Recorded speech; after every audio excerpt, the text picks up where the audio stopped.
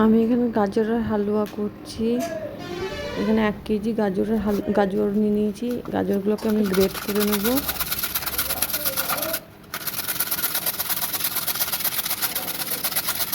পুরোপুরি আমি ছিলে এগুলো গ্রেট করে নিচ্ছি।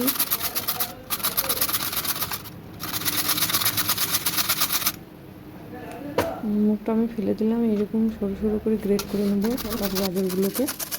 দেখুন সব আমার প্রায় রেডি। এটা বাকি আছে। আমি এটা করে নেওয়ার পর আমি চলুন দেখাচ্ছি কিভাবে আমি হালুয়াটা তৈরি করছি। এখানে কড়াই চাপিয়ে দিয়েছি। কড়াইয়ে আমি 1 চামচ ঘি দিয়ে দেবো। ভালো করে নেড়ে ঘিটা গরম হয়ে যায়।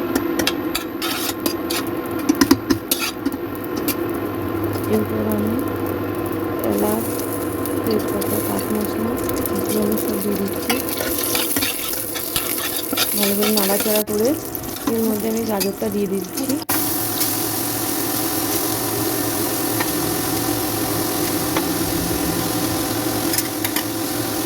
ভালোভাবে নাড়াচাড়া করে গাজরটাকে ভেজে নেব।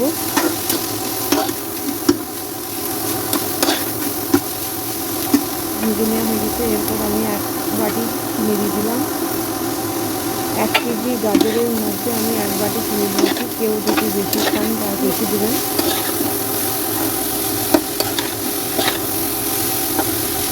আমার কাছে এটাই ঠিক। নাড়াচাড়া করে আমি চিনিটা গলে গেছে। দেখুন এর মধ্যে আমি এবার 1/2 কাপ পাউডার দুধ দিয়ে দিচ্ছি। এবার ভালো করে নাড়াচাড়া করে নেব।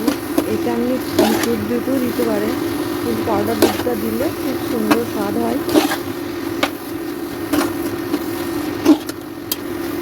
এখানে আমার হয়ে এসছে গাজরের হালুয়াটা রেডি। এবার আমি তুলে নেব।